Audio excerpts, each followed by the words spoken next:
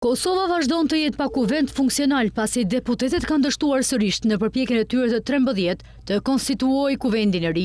Dështimi më i madh i fundit ndodhi të premten, pikërisht 3 muaj pas mbajtjes së zgjedhjeve parlamentare më 9 shkurt, sikurse në seancat e ditëve të kaluar, edhe të premten kryesuesi i seancës konstituive, Avni Dehari, kërkoi sërish formimin e një komisioni për mbikëqyrjen e votimit të fshehtë për kryeparlamentar. Propozimi nuk i mori votat e mjaftueshme dhe seanca u ndërprej për të vazhduar pas 2 ditëve, të dielën në mëngjes.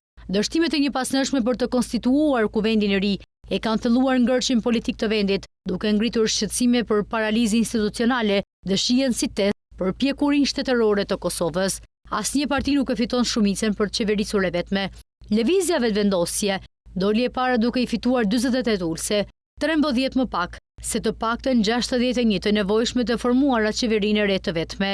Megjithse janë thirrur 10 seanca për konstituimin e kuvendit, ndarjet politike kanë penguar vazhdimisht këtë proces.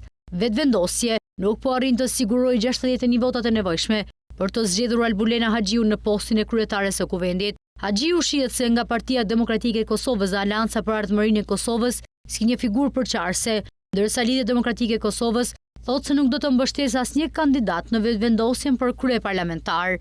Vetëvendosja ngul këmbë se Haxhiu e meriton të zgjidhet.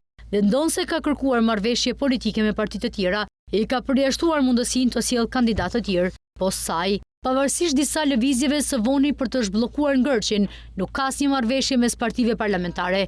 LDK-ja, e cila doli e treta dhe e fituar 20 ulse, e ka hedhur poshtë ofertën e vetëvendosjes për koalicionin qeverisës. Në vend të kësaj, lideri i LDK-s Lumir Abxhiku ka kërkuar formimin e qeverie kalimtare mes partive parlamentare deri në emërimin e presidentit të vendit. Pra në prill të vitit 2026, por presidentes së tanishme Vjosa Osmanit i mbaron mandati. Derisa vetëvendosja ka kundërshtuar menjëherë idenë e qeverie të tillë, partitë e tjera parlamentare kanë shprehur vullnet për të biseduar.